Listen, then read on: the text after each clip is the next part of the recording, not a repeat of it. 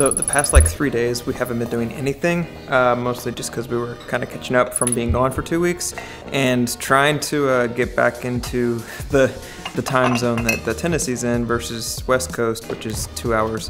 There's a 2-hour difference. And after waking up at 7 today and going on a run, I feel like I'm finally starting to get back into the swing of things. And with that, I had to clean up a lot of the house just because it's been getting kind of dirty and basically just doing chores that haven't been done for a little bit. And like usual, I had to do dishes, which as you already know are my least favorite thing in the world. This really is gross. Now I'm just going through the bottom floor of the house and picking up things that go in my office like this and actually taking them up there. So today I have a couple of things I have to get done. One of them being I have to go through shorts and post some more because this is my last day before I run out of shorts. For those of you that don't know, I post 4 shorts to my YouTube channel a day. And because of that, I have to have a lot of backlog, and I typically try to stay a week out. That doesn't always work, but since we were traveling and everything else, I'm like, I need to make more basically. That's gonna be the first thing that I have to do, and probably one of the most important things, just because Shorts is a great way to grow your YouTube channel, really efficient way of growing this YouTube channel. And that I'm sure that's how a lot of you have found these videos, is through Shorts. And if that's the case, thank you. And if you found me through Shorts, please let me know, because with YouTube, it's kind of like trying to hit a moving target on what works and what doesn't work. And basically, the more information that I can have, the better. Basically, all that being said, if you have found me through Shorts and you let me know, thank you. And welcome. You know, I get asked a lot what my process looks like for content creation, and I talk a lot about it, but since I'm in the middle of doing short postings and all that stuff right now, I figured I would kind of talk about my process for that and how I can keep such a insane posting schedule. So for me, what I typically do and what I found is best, again, this all is just purely for my own sake, and it works for me. Just because it works for me doesn't mean it'll work for you. But what I typically do is I'll record about 45 minutes of me playing. Obviously, I'm not gonna post every little clip of me playing in 45 minutes, but typically when you have that much content like recorded, you can pick 7 to 10 second nuggets out and it'll sustain you for a good bit.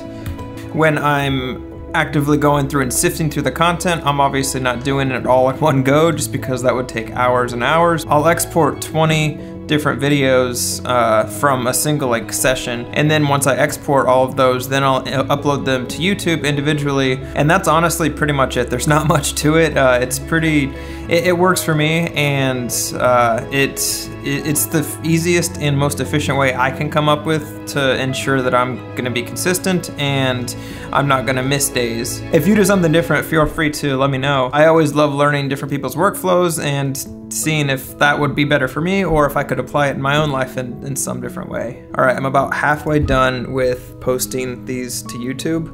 And like I said, I'm literally just going down this list right here, dragging them into the upload section of YouTube. It's not crazy and it's not earth-shattering, but it works for me. Okay, now that I have everything posted, then I have to get back to doing some household chores, which that's, you know, it is what it is. Today, I really, on my run, I noticed that my laundry, or the stuff that I run in, started to really stink.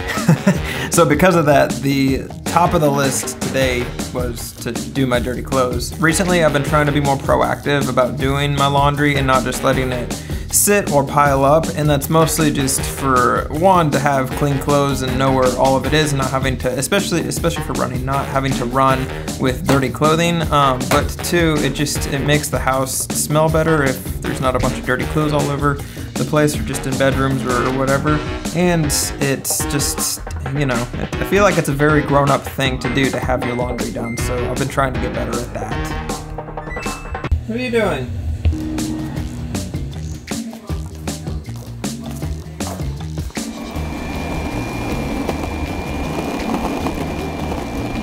After finishing posting the shorts, I figured I would do something that I haven't done in a while, and I figured it was time to rectify that. So historically, I've been really bad at answering questions or comments. I'm not the best at replying to messages, so this helps. On this YouTube channel and just across all social medias. And I started a segment in my vlog where I answer your questions on video, and I found that it's really kind of solved the problem of me being terrible at replying to people. And because of that, I try to do it fairly often to keep up with the new comments that come in and just everything like that. But recently I haven't been able to really commit to doing that, and I figured today would be a good day to fix that. And I figured I would go to a special location to do it. And because I decided to answer some questions, I figured I would go to a spot that I haven't been in a while, mostly just because I used to run there, but it's not far enough now to like run to, and I haven't been there in a while, so in the spirit of fixing things that I haven't done in a while, I figured it would be an appropriate spot to go.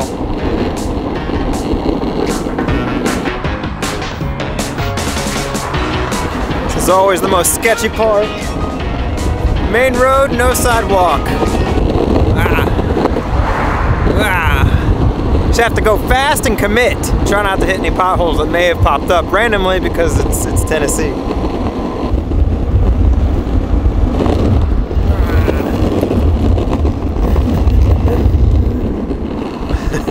Almost lost her there.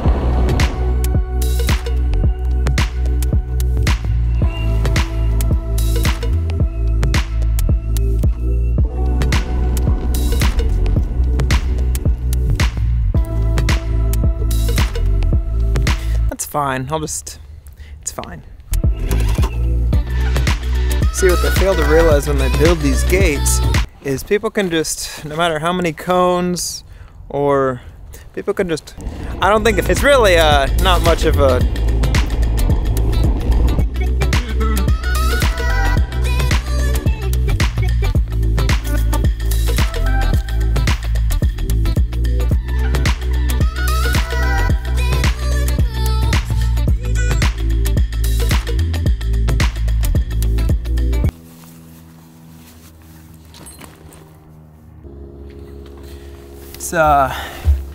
it's much colder.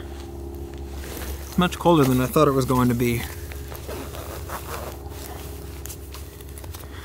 So I'm gonna have to make this quick.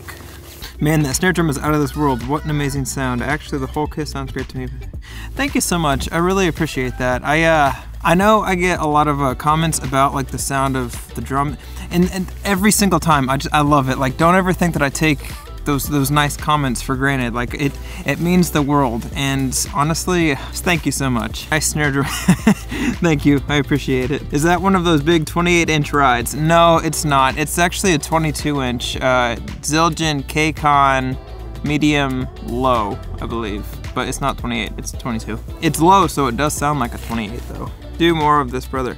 Honestly, so to give you context of what this comment, he's talking about I do song walkthroughs on this channel also, and it was talking about a spontaneous song walkthrough and kind of what was going through my head and what was going on in the room. And I love doing those. I don't want to overdo them, so I try to sprinkle them out throughout the vlog, but I will do more, and thank you for the feedback. Feedback's always appreciated. I'll do more song walkthroughs. If you ever want to, that's funny. I'll keep you in mind. In one of my past vlogs, I talked about just juggling the idea of, so I have 4 drum sets at home in my studio, and I only really use 2 of them, and 2 of them kind of go unused. So recently I've been thinking about what I should do with the 2 drum sets. Like, should I get rid of them? Like, should I sell them? Should I just use them more? I honestly still don't know, but I'll keep you in mind if I decide to give them away. Oof. I knew this question was coming. It was just a matter of time. What made you decide to leave playing at Elevation Church? So for those of you, I'm gonna spend some time on this. For those of you that don't know, I used to play at a church called Elevation Church, and it's based in Charlotte, but they're widely known for their music ministry. And I played at their campuses on Sundays or just any church events. I didn't play for Elevation Worship, that's a different thing. Same church, same musicians, but it's a different entity. I played for Elevation Church, like for the church. Anyway, so I played there for about 3 years, and without getting into too much detail, long story short, God just kind of made it evident that it was time, our time at Elevation was done, and a transition needed to happen. And that transition happened to be moving down to Nashville, Tennessee. So it was definitely a God thing. If I had my choice, I wouldn't have left, but God definitely, he pushed me in the direction that I needed to go. Both of us, my wife and me. I knew that question was coming. That's probably the best kick and snare I've ever heard. Thank you, I appreciate it. Honestly, I get a lot of questions on how I get my kick and snare to sound the way it does, and it's literally just tuning. Like, I'm not doing a ton EQ wise, I'm just boosting a couple of like small frequencies that just enhance what the drum is already doing, but at the heart of it, it's just tuning. And I think a lot of times when people record, they try to fix things in post, and you're kind of missing the whole point of recording, because if you're fixing things in post, then you might as well just use samples and not even record things in the at all. The key to recording is to get the source sounding good first, and that way everything that you do just enhances it instead of trying to fix problems after the fact that could have been fixed. I hope that makes sense. Love the iRig too. Me too. Honestly, all of my live playing, if you hear intermixes, comes from the iRig too. It's great. If you're interested, I'll put it down below. Great, inexpensive way to get good social media content. Getting to the airport in the middle of the night is just the best. I mean, I don't share that at all, but yeah, no. Felt beater on better heads. So on mine, I've noticed that it's kind of worn down, but I'm okay with that. I like the way the felt beater sounds, because it sounds like it's warmer than a plastic beater. But since it's a cube, it has the smack of it. It's like honestly, in my opinion, the best beater, like best of both worlds. Okay, I think I'm gonna cut the Q&A there, mostly just because it's kind of cold, and I'm sitting on concrete, and that doesn't help the situation. It's so quiet out here though. It's great and it's beautiful.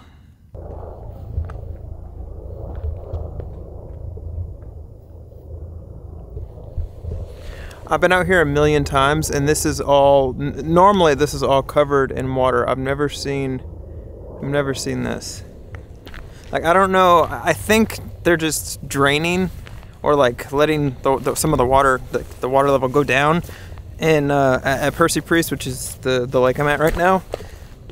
I've never seen it like this. If normally I would be standing in a foot of water right now. And it's been like that for a while, clearly by the fire pit that's right there.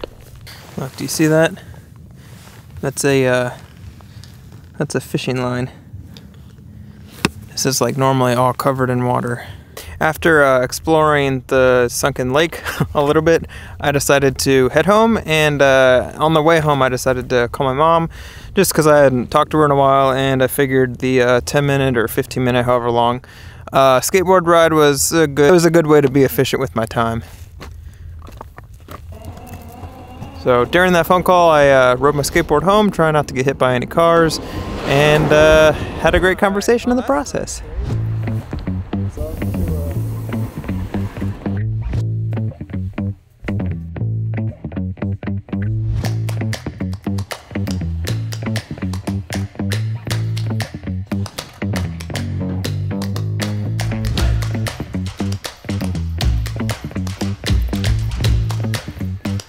Okay, after getting back from my skateboard ride, I decided to put my Christmas tree away, mostly just because Savannah was giving me crap for it.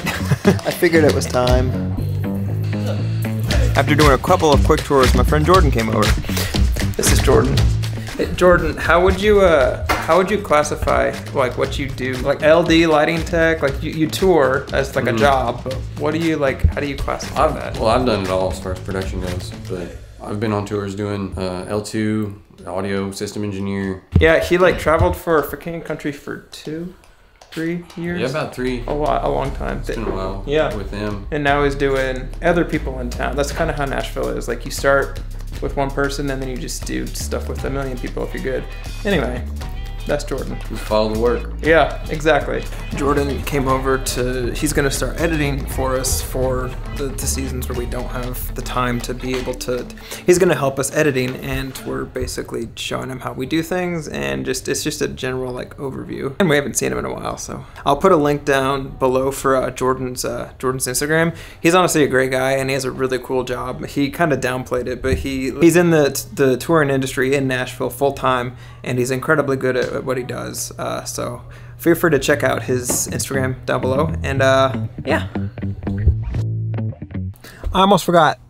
Thank you so much for watching this video. If you enjoyed it, feel free to hit the like button down below. That actually helps this video with YouTube and everything else. If you haven't yet, feel free to hit the subscribe button. Currently, I'm doing 5 days a week, 5 vlogs a week. Yeah, if you want to stay up to date on all the new videos I post on this channel, then be sure to hit that button. And if you've made it this far, thank you so much. That means the world. And with that, I will see you guys tomorrow. All right, bye guys.